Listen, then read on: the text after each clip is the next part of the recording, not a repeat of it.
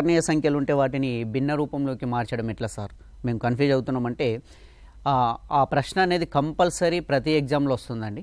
అకర్ణీయ సంఖ్యలో for example ఇక్కడ ఒకటి చూడండి, 1.9 బార్ అనేటటువంటిది దాదాపు 2016లో అనుకుంటా అండి. ఇది చాలామంది మ్యాథ్స్ స్టూడెంట్స్ కూడా రాంగ్ ఆన్సర్ పెట్టారు. ఇది 1.9 బార్ యొక్క విలువ ఎంత అని చెప్పేసి అడిగారండి.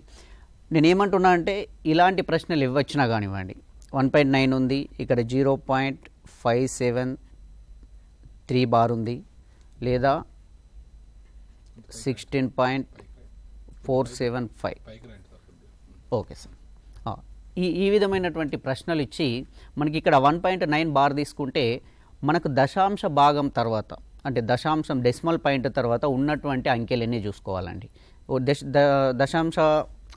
దశాంశ పాయింట్ తర్వాత మనకు ఉన్నటువంటి అంకెలు ఒకటే అంకె ఉంది కాబట్టి దీన్ని ఈజీగా సాల్వ్ చేయడం ఎలా? మన బుక్లో వేరే మెథడ్ ఉంటుందండి. దీన్ని ఎక్స్గా తీసుకొని ఒక అంకె ఉంది కాబట్టి మళ్ళీ 10x 10తో మల్టిప్లై చేయాలి, దాని తర్వాత 3 అంకెలు ఉంటే 1000తో మల్టిప్లై చేయాలి. ఇలా కాకుండా 1.9 బార్ ఉంది కాబట్టి దీన్ని ఓవరాల్ సంఖ్య తీసుకోండి. ఇది టోటల్గా 19 అవుతుంది.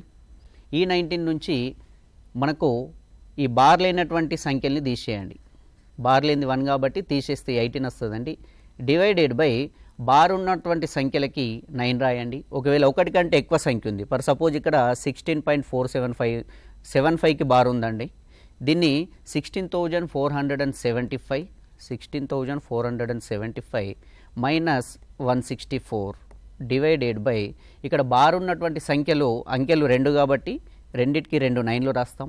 బారు లేనిది దశాంశ భాగంలో బారు లేనటువంటిది 1 కాబట్టి దీనికి 0 రాస్తామండి. దీన్ని చేసిన తర్వాత దీన్ని మనం సాల్వ్ చేస్తే ఆన్సర్ వస్తుంది. ఇక్కడ 18/9 అనేది ఆన్సర్ 2 అండి. యాక్చువల్గా 2 అనేటటువంటి ఆప్షన్లో ఉండే కానీ చాలామంది ఏమనుకున్నారంటే ఈ 2 అనేది రాదేమో అన్నట్టు కన్ఫ్యూజ్ అయి పెట్టలేకపోయారు.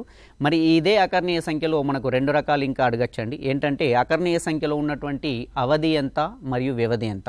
ఇక్కడ 0.573 బార్ ఉందండి. ఇక్కడ అవధి అంటే బార్ కింద ఎన్నైతే అంకెలు ఉన్నాయో ఆ అంకెలని అవధి అంటారండి. ఇక్కడ బార్ కింద ఉన్నటువంటి అంకె 1 కాబట్టి దీని యొక్క అవధి 1. దీని యొక్క వ్యవధి ఏమంటే ఈ అంకెలతో ఏర్పడేటటువంటి సంఖ్య. ఇక్కడ బార్ కింద ఉన్నటువంటి అంకె 1 కాబట్టి దీంతో ఏర్పడే సంఖ్య 3 మాత్రమే. అదే మనం 16.475కి వస్తే ఇక్కడ ఉన్నటువంటి దీని యొక్క వ్యవధి అనేది 75 అండి. ఇది గత టెట్లో కూడా అడగడం జరిగింది, వ్యవధి ఎంత అవధి ఎంతని. ఇంకా మనం ఫార్వర్డ్గా ఆలోచిస్తే ఏదైనా ఒక దశాంశ సంఖ్యనిచ్చి అంటే ఒక అకర్ణీయ సంఖ్యనిచ్చేసి అవధి మరియు వ్యవధుల మధ్య భేదం ఎంత అని అడగచ్చు, లేదా అవధి మరియు వ్యవధుల యొక్క లబ్ధం ఎంత అని అడగచ్చు, లేదా వ్యవధిని అవధితో భాగిస్తే వచ్చేటటువంటి ప్రతిఫలం ఎంత అని అడగచ్చు. మనం ఆ రకంగా కూడా మనం ఒక ఫార్వర్డ్గా ఆలోచిస్తే దీన్ని మనం ఈజీగా సాల్వ్ చేయొచ్చండి.